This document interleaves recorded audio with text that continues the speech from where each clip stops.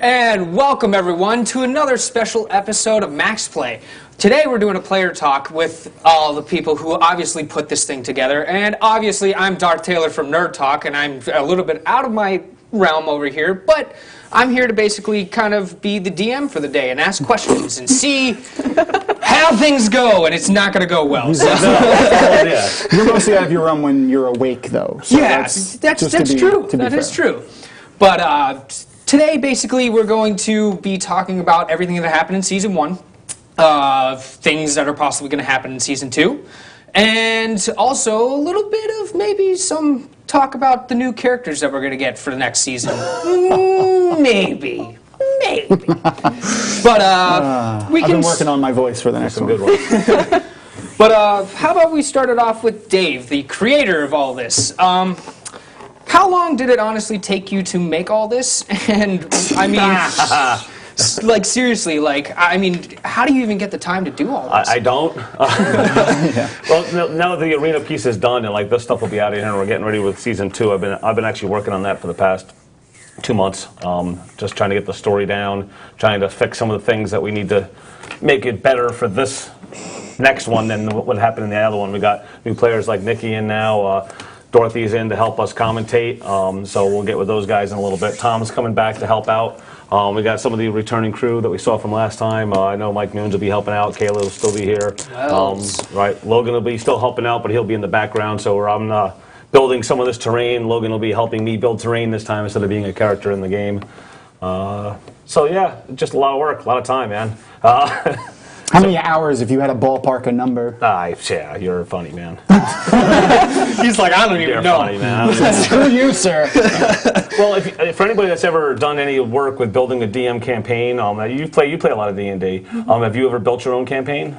I haven't. I failed because I was so detail oriented. I'm like, nope, I'm out. I'm done. And then she's right. That is one of the biggest problems because you start finding all these little like loopholes and things that you got to go back and fix. What if they go in this room? Is there a chest in this room, or is there just a bed? I don't know. Right. So I've been doing it for a lot of years, just helping up, and of course my mind gets when I'm doing something boring, I think of stupid things like this to do. So, but it's it this isn't stupid, Dave. No, it's fun. It actually is, and then watching it come to what it is, like this one here came out really good. So next season I think will be even better. I'm trying to get back to more what D&D roots are. I'm trying to get it more story driven instead of just around an arena for people just fighting, because D&D is a lot more than just fighting. Yeah. That's actually what my wife hates. She doesn't like fighting in role playing games. Like she likes story and like puzzles and stuff like that. Like fights are necessary sometimes, but she got a bad taste in her mouth from one of the first times we played a tabletop game, and the DM that we had was just like every 5 seconds it was a fight, and it was like the fights were like 45 minutes long each, and it was she just hated it. And it took me a long time to convince her to try playing another tabletop day. I'm like, that's not what they're all like.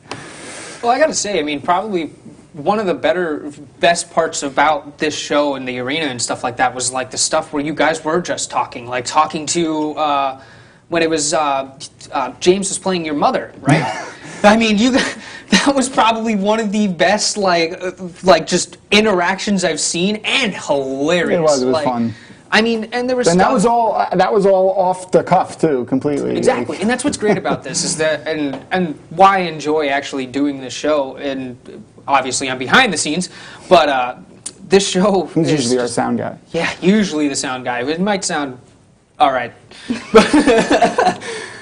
but oh, thanks, guy at the back there. But yeah, I wish I heard that. I said I think it's better now. Voice of God. Yeah. Anyway. But yeah, I mean, this show has definitely shown me, like, because I don't play much D&D. Obviously, and ever since I've been watching this, it's shown me that it's more than just obviously doing little battles and going in, and doing quests and stuff like that. But I mean, you do a lot of quests, but the quest is like you actually go out and talk to people, and you actually have how you react to it and stuff like that actually changes the game. Yeah, 100%. And that's cool. It's what you put into it. I've only DM'd one game, and it was a Wheel of Time. Dungeons and Dragons Wheel of Time is a fantasy book series, and it was a tabletop D20 system for the Wheel of Time. It's an old book from Wizards of the Coast.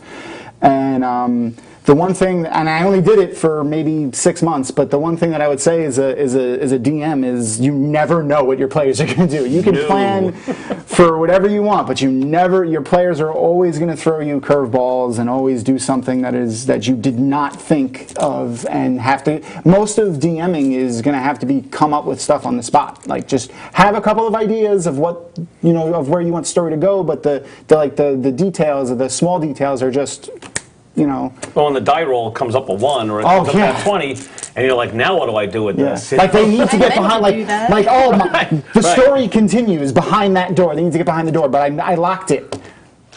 And they all fail at lockpicking, and they have no lockpicks left. Now what do we do for the next? Well, Dorothy, you played in a lot of the games that I've DM'd. And so, like, I remember many stories and scenarios where we talk about it, like the party wipe when everybody walked in and just started kicking open all the doors. Oh, God.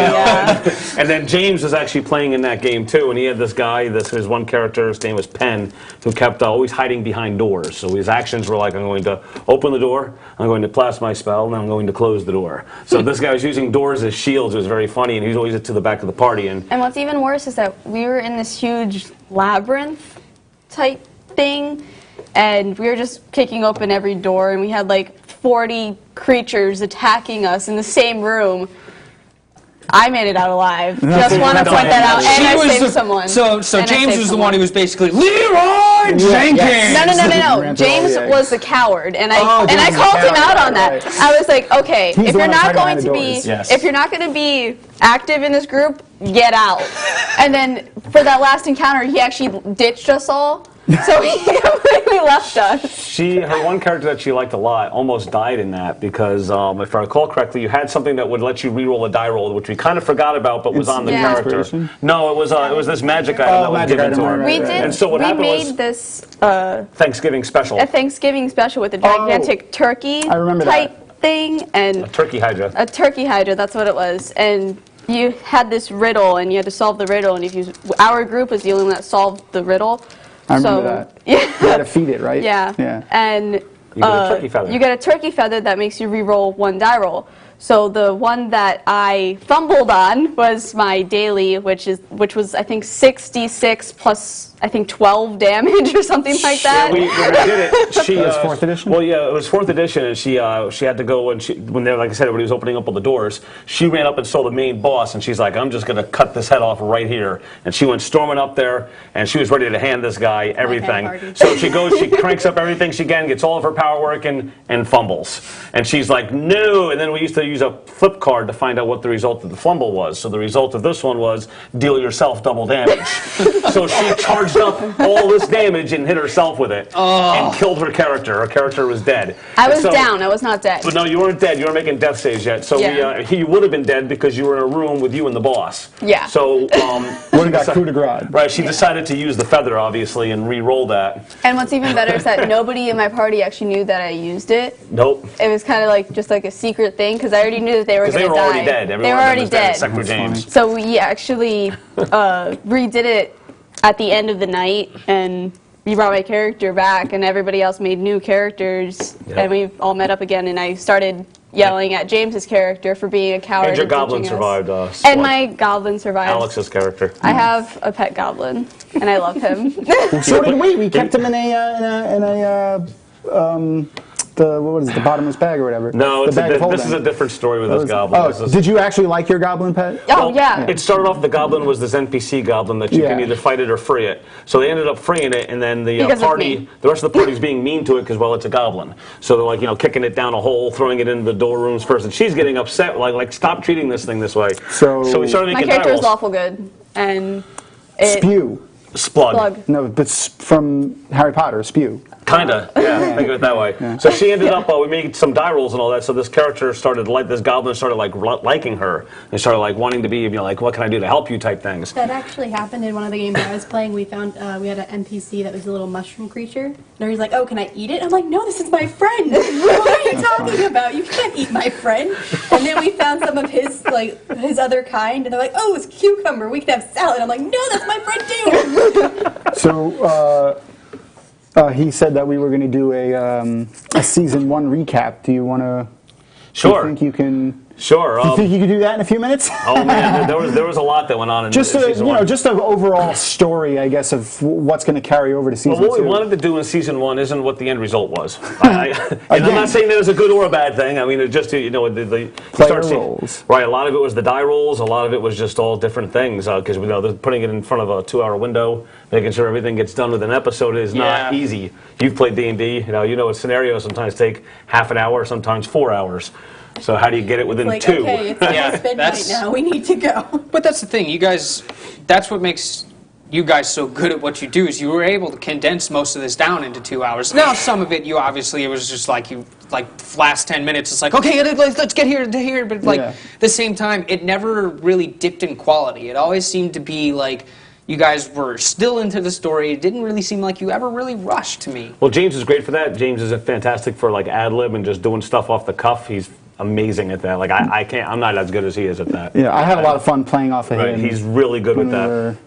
He helps drive that, and he can do that as the player character too. So that's another reason why he'll be back for. He wants to play instead of be the DM. Yeah. So I'll be feeding off of him on that a lot.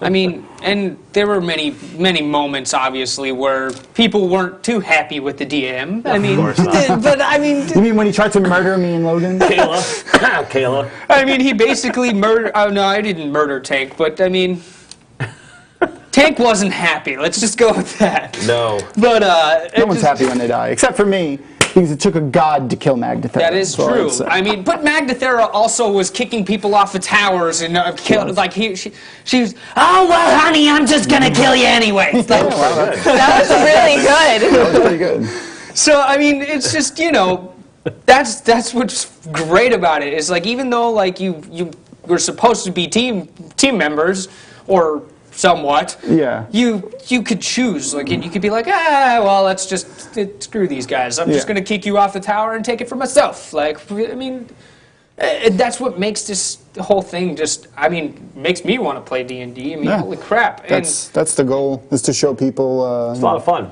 I think the best one of season 1, though, death-wise, was probably Daniel White. Yeah, I thought that was a good death. That was. I mean, he could have. His death could have been really crappy too. It could have been like, oh, he got hit with an arrow and like he failed his death save. Like it could have been crappy, but it wasn't. It was a great. Yeah, because Wells tried to save him twice and missed on the die roll. Yeah. Yep. And like it was a really good death scene.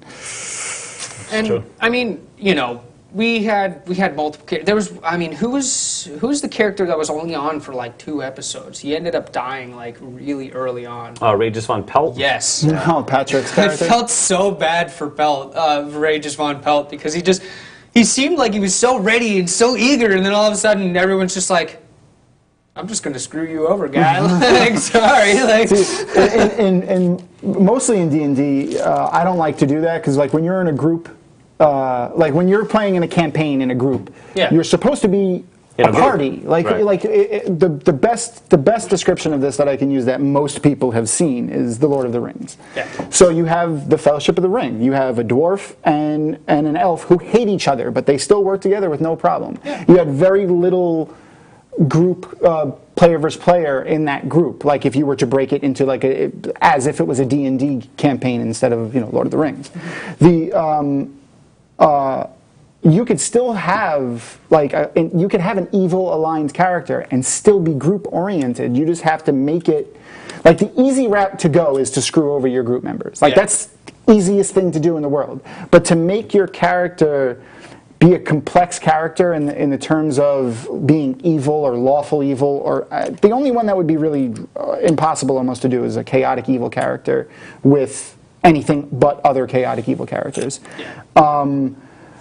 And making them work with a lawful good or good characters and having them be a cohesive party. It's a lot more difficult, but if you could pull it off, that's interesting. That would be an interesting thing to see.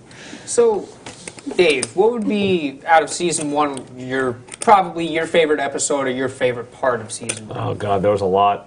There really was. On the death of, not so much the death, I call it the dilemma more of Kelthard. I thought was a great twist that James put in there.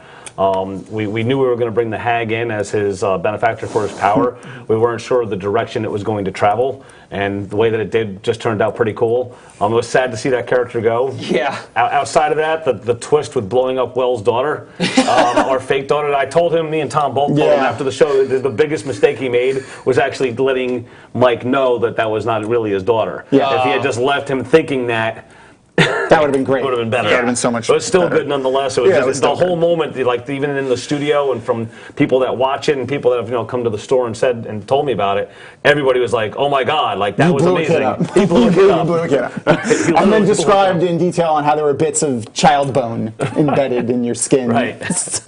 I was Brilliant, like, brilliant. out of your mind, dude. So, the other ad lib thing I say out of that was also when Daniel White's mother showed up.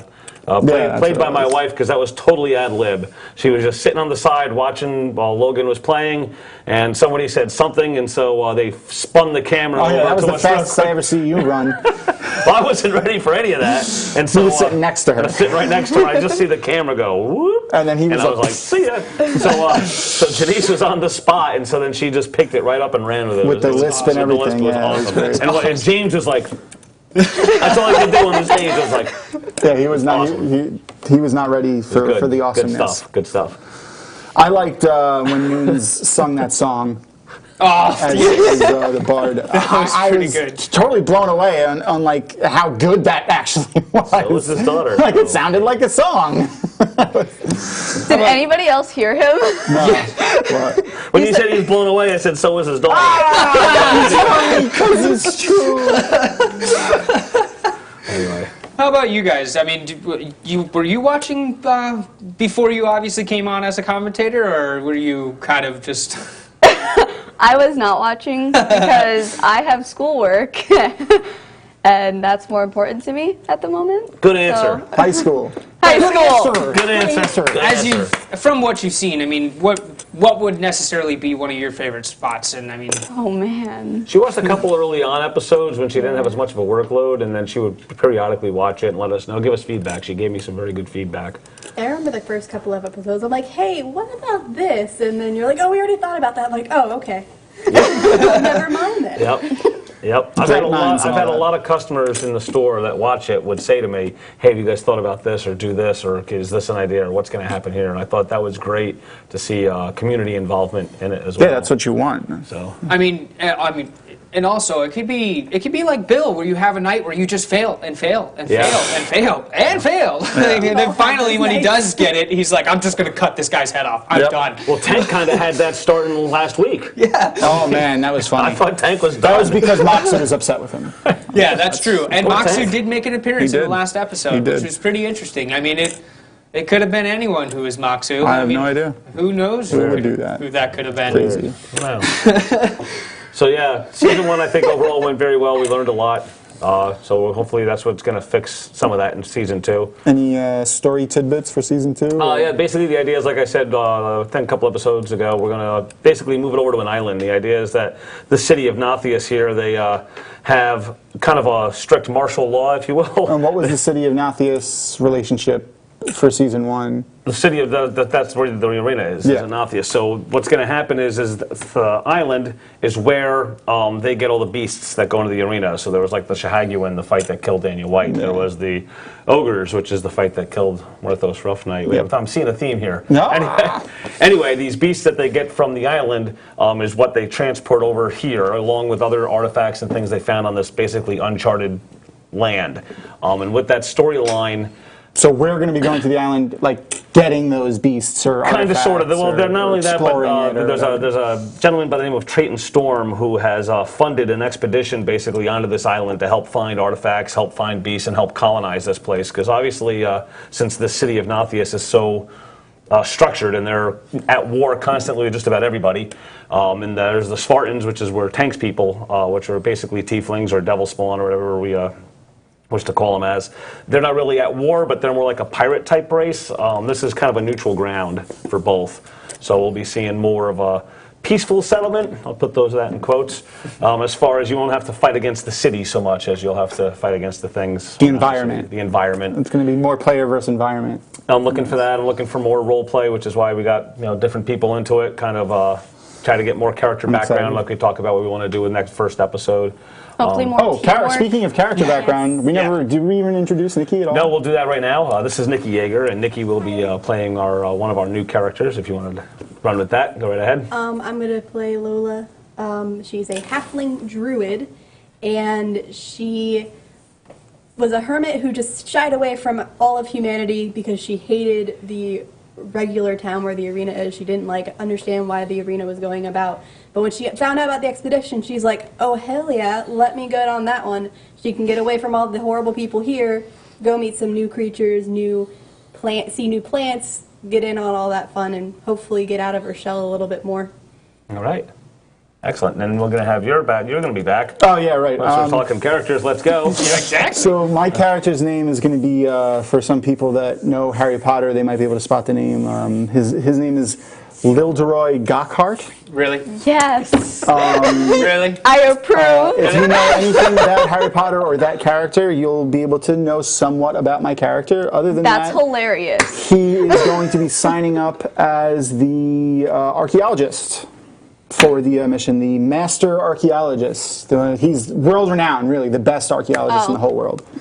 Just ask him. I'm so Just ask him. excited now. He'll tell you. Something tells me that you're gonna be on an adventure in the next season, and somehow you're gonna pass up some artifacts while on the adventure. It might happen. Yeah, I guess it happen. Well, we've also decided not to just go with 4 people. I have a bunch of people that are going to bring in different characters. Like Tank is going to renew a character. And the idea is that it's going to be more of a rotating cast. So we're going to roll up a couple of different ones. Well, we're going to concentrate on the first episode. Will be getting everybody from Nothius, where everybody will meet up in the initial piece and then go to the island. All the people that won't be here will still be on that boat, or will already be at the island. So the character pool is already there. So it's like, if we go out on X quest and we need, this person and this person, they'll be here playing. So it's not Right. this. It might not be the same 4 people every single week. So the characters that basically would be best for the quest that's going to happen there. Kind of.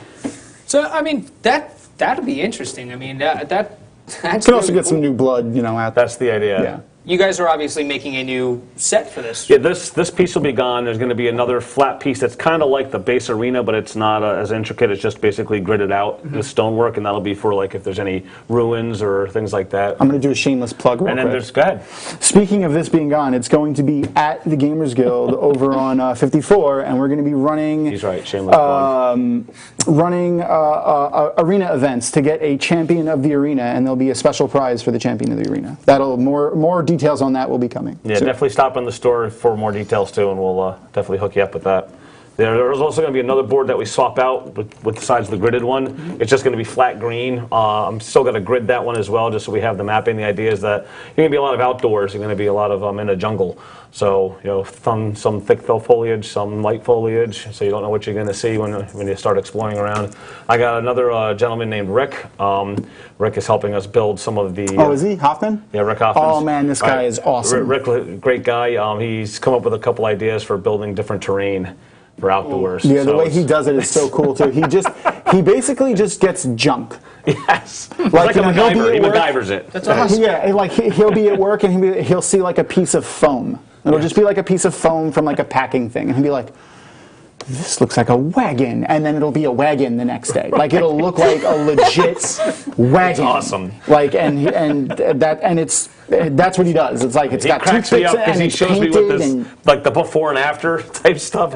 it's great. ridiculous. So I You'll can't get wait to it. see what he comes up with. So I mean, with something like that, we should probably expect something like wooded and and all that other stuff. Yep, there'll definitely be some of that. You're gonna probably see a lot more monster encounters than you did within the arena, because obviously you're out on an island where it's more savage and it's not so structured with Cleric Dale and Morthos and all those. Or not Morthos. What was his name? More Mord the Sellsword. Random encounters and stuff more in random. Final Fantasy, running through the tall grass. This is just a question from someone who doesn't play D&D. With the different arenas and different areas, do they differ in difficulty, or does it just stay the same all the way around? A little of both. When D&D first came out, way back when, everything was already done by like levels, and you'd always have a module, and the module would be, this is set for level characters 1 to 3. They still kind of stick to that recipe, but I'm finding more like the Ravenloft campaign that just came back out again. Is set for character levels like to bring them 1 through 10, but it's so you can do this, or you can do that, and you can do this, whereas some of the other modules like White Plume Mountain is more linear. You go down a stair, you go to room 1, then from room 1 to room 2, and you kind of move on. So they still kind of keep the feel for both.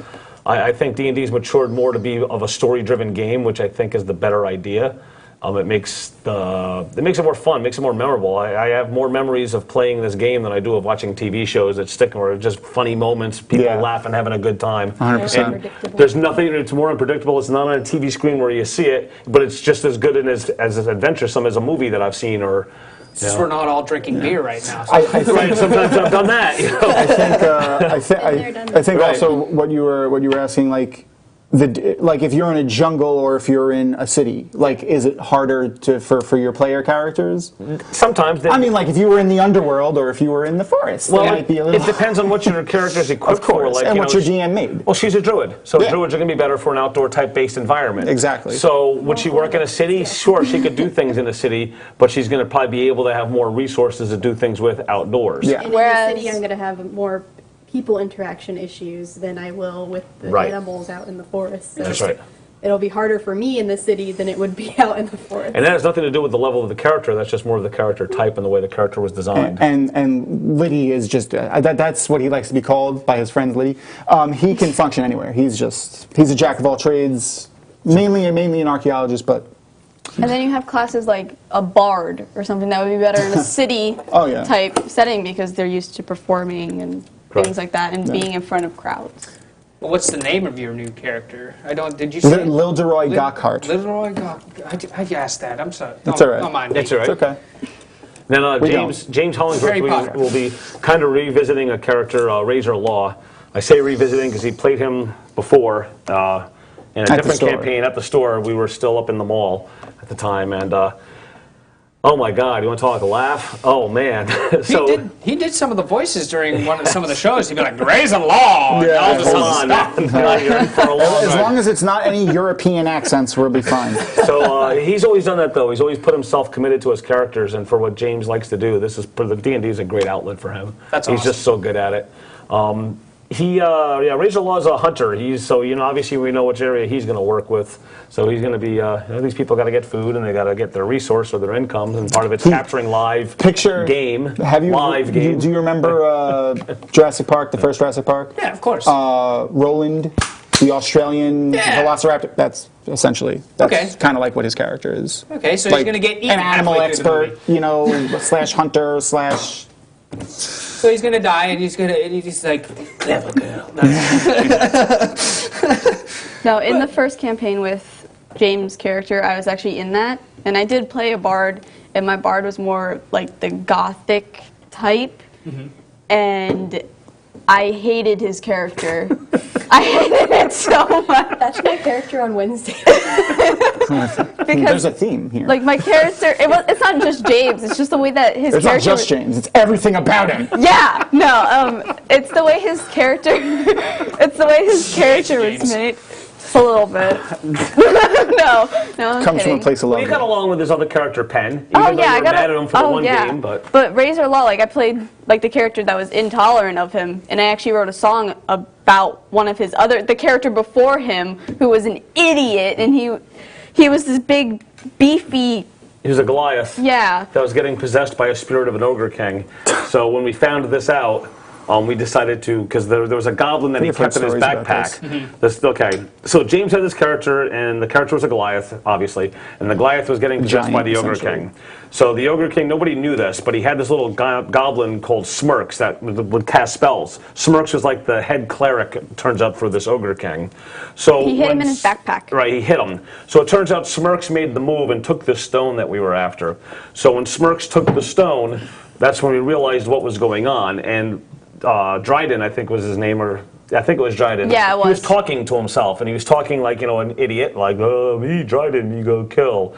everybody, you know, that has feast on your soul. So you know something's going on with this character in his head. Yeah. So we decided to off his character because I'm not going to deal with a Goliath, you know, Yeah. a fighter going mad insane. Goliath who's insane with this, you know, intelligent ogre king in him. Yeah. So we needed to get the stone back. So he was a good character. James played it well. It's just it needed to go so that we needed could, to go. it needed to go before it caused us much So you harm. tied it to a tree and hit it with a shovel. No, we just offed it. And actually, before he went evil, I already hated his character. I hated his character from the first time that my character met him. Before everybody else hated him. Yeah, basically. I'd love I to hated him see before it was her and Mike Nunes have a character together and make a song together. I actually about wrote a song about this You did. character. Like, I wanna see basically Wells. calling him stupid. So next time Wells sings a and song, she'll just come out and, ridiculous. and backup sing. because that'd be It was friggin' funny, amazing. just I mean, but that again, I mean, that's the best part about it. You can make stuff up like that, and stuff like that will happen where characters. They don't intend to make. Well, I'm pretty sure James is the type of person that intends to make a character that will annoy the living crap out of everyone. Yes. Yeah. Yeah. We all laugh and smile. Like, But brilliant. you know, I don't think that's always the intention. But No, but it adds Not so like much a as few. the intention as like just a happy accident. Yeah, and it adds humor to the whole Of course. Party. Yeah. And you know they're playing their character right if you hate them a little bit. Yeah. Yeah. I mean, hey, some of the best characters in stories, like I can tell that this is going to be a good book if or a good show or movie if there's a character in it that I actually hate. Yeah. Like if I hate this that means you're doing your job. You're doing your job right. Whoever wrote that character is doing it right. I mean, especially if it's, you know, a character you're supposed to hate. You know, it's not just like, you know, like the villain. You're supposed to not like the villain. So. exactly, it's not I just, love the villains. I usually like Sometimes. No, I almost always. So you liked Professor Umbridge in Harry Potter? You really Actually, liked she her? did. She Oh said my that. She God. did like her. I liked don't know her if I as a could be friends character. with you anymore. I liked her as a character. Like I didn't actually like her personality, but I liked her as a character, and I thought that she was like really cool as a character. She actually physically makes me angry when I sit Yeah, and I wanted her. So funny. physically get Oh angry. no, I wanted her to like die or something. No, in literally, the I'm thinking about it series, right but- now, and I'm like, I could just picture her hanging from a tree. Yeah, I hate Like, I cannot stand this Like, woman. I love that actress. Before, So she did good, right? Yeah, 100%. She's terrific. She is a terrific actress. Like I used to like that actress. I hate the actress now because of that. Not really, but like I can't think of anything other than how much I hate Lena Umbridge. Headey? Yeah, Lena Headey. Yeah. Friggin', I could see her, like him meeting her in real life and be like, I hate you. I hate you you not so because much." of who you are, because of the character that you Yeah, play. because of for. Umbridge, and she'd be like, "I understand." I get hate it. myself for that. I'm used to it. It's okay. At least you understand it was a character. Yeah, the guy that played Joffrey. That's right. Quit acting James for just said that? he quit acting because of the grief that he got from people. That was another person. That man, I hated that character. But it was only because he played it so well. He played the douche, you know, pompous, royal, like, bastard king really, really well. He did it really good. And it made you hate him. But people gave him grief in real life about it, and he quit acting because of it. That's insane. Yeah. Sucks. I don't know how I'd feel if a character that I played would make my career end. Well, I mean, he That chose happens for more it to than- end. Yeah, that happens a little more than Yeah, you he think. chose for it. The guy that did the social worker and the girl with the dragon tattoo. The one that was the Well, that was pro- because of the scene that Right, but it fucked him up. like he really Oh, excuse me. yeah. Whoops. He really went bad. Like Yeah. he couldn't stand himself. was a graphic he felt scene. bad and dirty because of a graphic scene that he had to do. The guy from Twilight, Robert Pattinson, he absolutely hates Edward Oh, Cullen. yeah, you should He see some absolutely interviews. hates Edward And Cullen. Twilight. All the And everything actors about it. from Yeah. the show making fun of it. What's his name? I forgot the kid's name. The kid that played Anakin Skywalker in the first Star Wars. Hayden Christensen. Yeah, No. The kid, the little the kid. little kid, right? Oh, the little one. He is messed up. Yeah. Like he's drug Isn't he in addict. He's prison? been arrested a whole bunch of times. He quit acting because people gave him so much crap about how bad he was in that first movie. And it wasn't really just him. It was the writing and the director, and you know his character in that movie was just terrible. And people gave him such crap about it that. He just didn't want to deal with And it. he destroyed all of the memorabilia that they gave him from like when he was on that movie. He like hates Star Wars, wants nothing to do with it, and it defined him as a person. Like he became like a drug addict. and like a criminal because. God, Daniel Radcliffe didn't turn out that way. Jeez, like next thing you know, Harry Potter would be in a crack den. I'm really glad that he decided to try roles outside of Harry Potter because Yes. Me too. When he did like horns and stuff like that, it pulled That was him really funny, that away movie. Would agree. from being just Harry Potter. Yeah. Because some actors Yes. also get that, where they're always going to be that Well, one character for he the is doing magic in Now You See Me Too.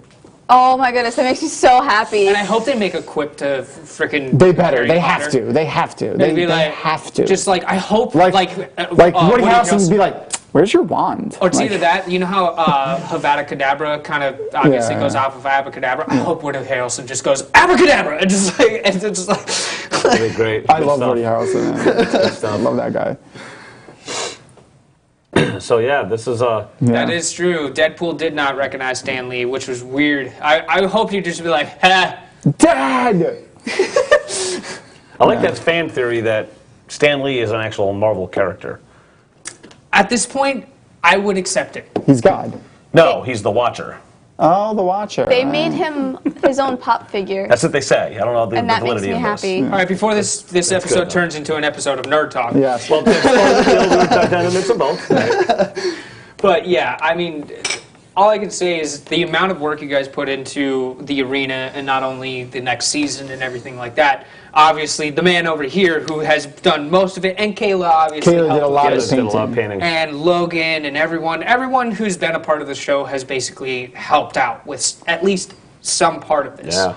And I gotta say, like, with the amount of detail that's gone into this, like, every single person that's come in here that does other shows and stuff like that, they're like, "What "Holy is that?" crap, Yeah, I've heard what that. is this? And it's like it's a set for Dungeons and Dragons, and of course they know what Dungeons and Dragons is, and they're like, dude, I didn't realize it was this detail oriented. It's as much detail oriented as you want to put into it. It's like I it's played games not with just little necessarily. pieces, and I played games with whole sets. Like, Well, when I was in the service, we played a lot of RPGs too, and we didn't really have the ability to have an elaborate setup, and we barely had graph paper or anything, so we did it all in theater of the mind for the most part. And even growing up as a kid, when I'd play, it was mostly done as theater of the mind.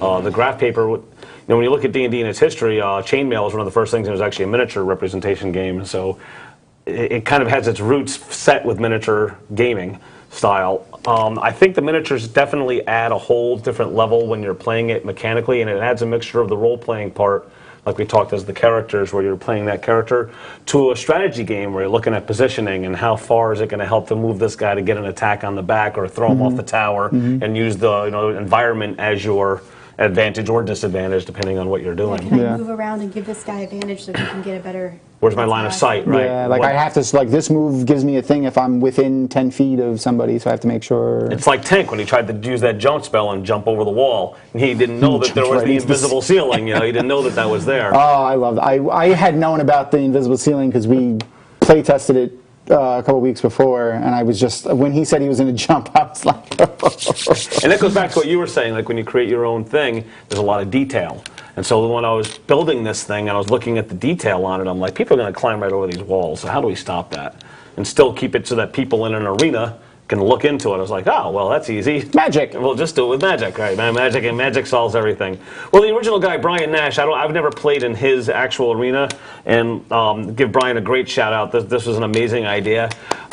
Basically, I was building a round arena, and I already had the frame, all of this built. I didn't have the centerpiece built, but I already had the centerpiece. And one of my customers, Rick Damer, came in, and Rick's like, man, what are you building? This looks great. So I told him, I said, yeah, I'm going to try to do something with spinning things in the middle here and try to get, he's like, dude, I got your answer. He goes, I have a friend of mine in Iowa who does this thing, and he showed me pictures, and he got us in touch with each other, and I told Brian, I am so going to steal some of your ideas, and I said, I want to make sure I get credit, that you're okay with this, and I want to make sure that, you're going to definitely get credit for it, and he was cool with it. And that's not really stealing, man. well, no, but I know his runs a little bit different, maybe a lot different for what I know, and he shows me some of the updates on stuff. I don't know what type of system he uses for anything, so I'm curious to see it now, and I'm sure he's curious to see how mine operates. But like as far as like putting these things in, this was kind of his idea. He did it with smaller ones. He didn't do it with tile and wood. He did use wood, but not tile. It was all just penciled in. So just ideas. Again, great job. So I would never have been able to do that without Rick, first of all.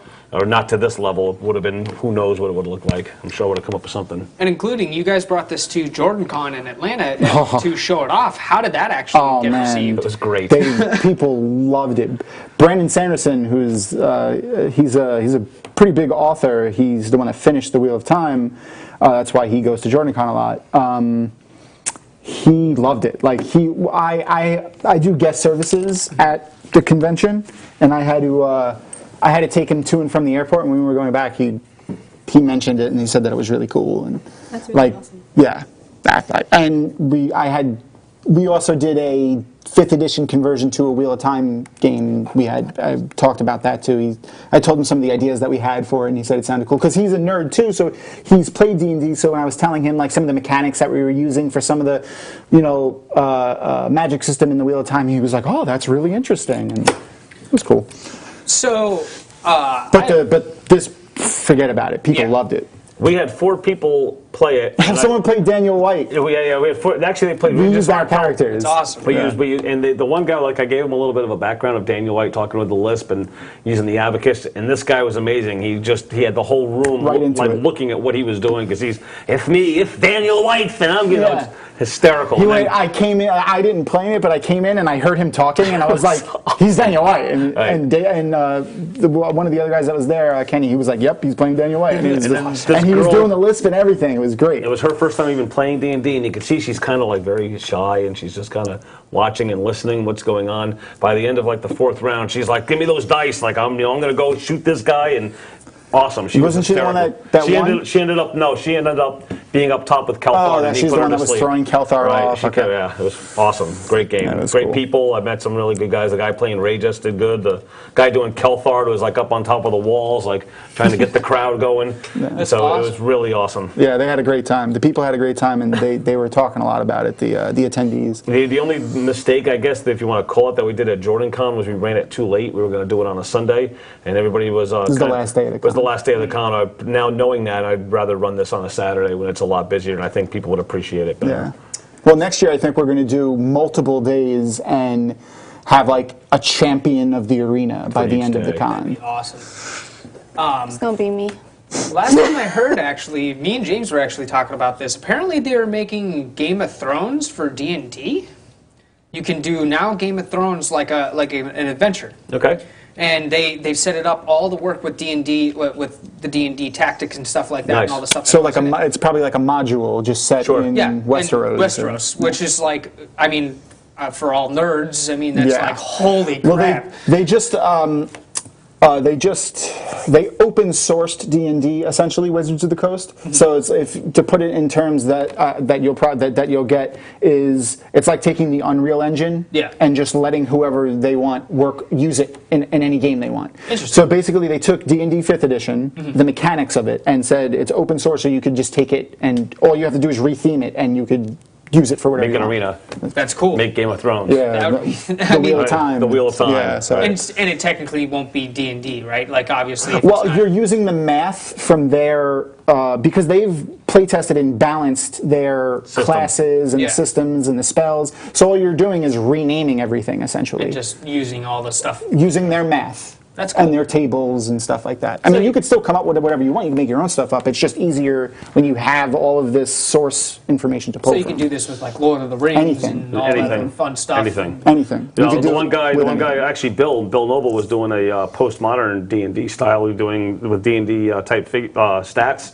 for like a futuristic world where there's cars and it's a post-apocalyptic. So it was really interesting. And Bill is a great DM as well as a great character. I mean, you see him when he was playing on Max Play. He's really good. He's knowledgeable. He's a great resource, and so he made it a lot of fun. And every player that played in it said it was great. And he just used 5th edition. I built a campaign using 5th edition too for a Wheel of Time conversion is set hundreds of years after the books. That it's like the West, like the Old West, essentially, is the time that it's set in. But as if the Old West were to happen with the magic system of the Wheel of Time. Well, back when TSR still had it, they had They had a Western. They had a Western game. TSR is TSR was the original. Before Wizards of the Coast had Dungeons and Dragons. TSR was Gary Gygax's company, I believe, that took D&D and through like first edition, second edition, 3.5 I think was part of that too. And then that's when I think it got transferred over with Hasbro and Wizards of the Coast. And then fourth edition was all Wizards, and then fifth edition's all Wizards. Anyway. They had Gamma World, which is like a futuristic mutant world, again, based on just like D&D and everything else. So, it's watching the development of the game systems go from like first edition, second edition. These guys really know what they're doing. They did a really good job on balancing it and making it so it's not a separate game now. It's one game system that you can use towards multiple. That's why I like 3.5 a lot, because you could expand it with so many of the extra books. And Yep. it was really easy to metagame, but it was also really fun to create out there characters. You still can in this. It's just that a lot of that legwork now is on you to do, not on them providing a book to do it for you. Yeah. throwing stuff at me. And you can even use that 3.5 to do that. So, as someone who's making or has already made a new character for the next season, what do you think you're going to expect from the next season? What do you think's going to happen? I expect a lot of bloodshed. It's fair. It's fair. It's a fair expectation. A lot of blood. I have a reputation or something? What?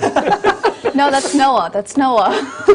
Oh my God. Don't even get me started about that kid. Other than the bloodshed, it would be mostly just like the unknown and not knowing that you're a little uneasy on, should I go this way? Should I go that way? Is it safe? Am I going to die? Am I going to be okay? And then for my character, it's going to be like, do I want to talk to anybody?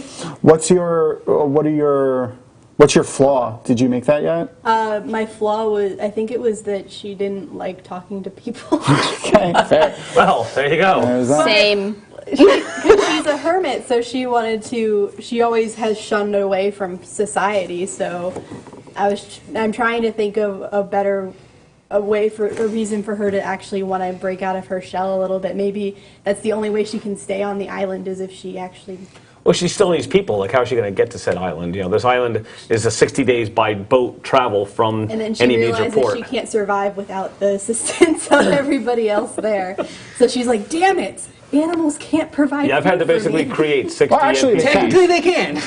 Too. They can't provide cooked food for me? My flaw is I can't resist a pretty face.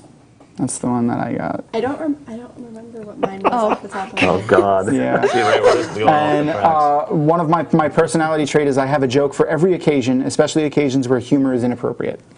So that describes you. Me, yes, that's yes. Got it. So, as a commentator Ooh, that's me. for the season. Ooh, that's me. No. What are you doing? What's your flaw? What's your flaw? I'm talking to you. What? I learned from watching you. But, I mean, would you ever consider possibly getting into the season, making a character for the next season or anything like that? I mean, there has been talk of me bringing a character in for just like maybe 1 or 2 episodes. It depends on obviously how it's going and whether or not I want to. If James is a part of it, no. Please, no. That's like a killer. No, but if I did, I'd bring in my paladin, which is the character that owns the goblin. You don't own the goblin. You're friends with the Yeah, I love that goblin. The goblin now is actually a player character. Like, he went from Yeah. an NPC to actually, so we needed a guy who was playing 1 week. He's like, only going to be here 1 week. You got a character. But he's like, well, it's kind of hard to throw him in. Here, just play this goblin. And he did so good with it. It was amazing. Was Alex? Alex. Yeah, that's right. fine. And so then the goblin now became a character, became a thing. And it was just, Are we going to see anything from like season 1, like any like in-game characters like Yes. Johnny Gobblewitz and stuff like that? yes, I'm not going to name too many names. You're not going to maybe see some of the same characters, but you'll find some definite ties and links to some of the others. Because obviously, if the idea is the story is taking place while the arena is taking place. Okay. So, So it's almost like it's during the arena and then... right. So you'll find like, well, a good example is the Von Pelts. We mentioned Rages Von Pelt. I can Yes. mention this one because you'll learn this. The Von Pelts are in charge of making sure the animals are trapped and the creatures are trapped from the island and brought back as live game. They're also responsible for hunting and killing for the food for the people on the island as well. So the Von Pelts are there. So, or at least some of them. Not Rages, though, because he's in Not the arena Rages because he's in fighting. the arena fighting, correct. Or dead. But So- is it possible that when they finally, if they do meet the Von Pelts, No, they will. Will they possibly be in the timeline where they possibly talk about their son being dead? The timing on this is going to be where it'll be just about the time when he died. So yes, so it's a 60-day boat travel. So the characters will be joining the boat while the arena is going on. The death of Regis will probably be news around Nothius just before they leave. Okay. So that is part of the story. So when they meet with the Von Pelts, obviously There might be something about there may be something there, right? Diplomatic issues. There may be something there. Yes. Okay, so and that's something that'll make it interesting because it'll possibly make the parents right in the middle of grieving and possibly being angry or something, or There is our worthless son can't even win. There is an overall story to this second season, so it's kind of like the idea is to have it almost like a module. Cool. So the idea is to have it, and instead of doing it, flying it episode to episode based on what happened the episode before, which is what we did in season 1, the idea is to keep it a little bit more scripted and a little bit more in control. is there anything at all that you want to maybe warn your character, these new characters possibly coming in? Like, let's just call it like it's a sign that they see coming in. Is there anything that you can possibly let them know that like could be like, hey, Like a heads up? like a little heads up? Well, Tom did kind of nail some of that earlier, is the idea of D&D, and I see it a lot, is a lot of people don't stick to the group. There's always I'm playing a thief, I have to go pick his pocket. No, you don't. I have to go do that. No, you don't. That's just, why would you do that? Makes You're no just sense. doing it because you're So you're saying that would cause work together. Right, that would cause a problematic issue if you've made the rule, and I've seen so many parties, day one they all meet, let's go play, and the thief, Split because I'm a party. thief, I have to go steal somebody's pocket, and then they fumble, and then the next thing you know, the party's fighting, and there's like 2 people left standing. We're the ranger going off ahead, gonna sneak off and see where they're going. Right. It's like, yeah, we were all sleeping and you went off and now you're 60 feet away and we can't help. We just Yeah, planned and a you just got attacked campaign by with 12 Ravenloft with my son orcs. Noah, and I told everybody I'm just going to follow what the group does because that's what my character does. He doesn't make decisions. So they put us on a bridge with all surrounded by all these wolves. Everybody decides let's not stay and defend the bridge. Let's just run for it and try to outrun the wolves. So basically a party wipe. Yeah. So I lived. I lived. Basically a party wipe. And whereas season 1 of Max Play Live was more player against player, kind of. Yeah, because it was an arena. It was an Right. arena, so Yeah. it's player against player. Season 2 is going to be more team oriented. Yes. And it's important to Because it's stick player to your versus team. environment. If you play MMOs, PvP, PvE, it's Understandable. there's going to be more PvE. Yeah. And you're trying to get to, you all want to get to this destination. Again, that's what D&D is designed for, is to bring people together to play a game and have fun together and not just go out and try to kill each other Exactly. wantonly. Like I was saying before, it's much more interesting to see someone who is a thief. Like I'll use an example. See someone who's a thief who maybe is a kleptomaniac and can't help himself from stealing stuff, but work with a group. Think of a way to make your character work in that way, still being your character, but not just destroy your group. Yeah. That's what makes it interesting. One of my People are stealing. They're like, yeah.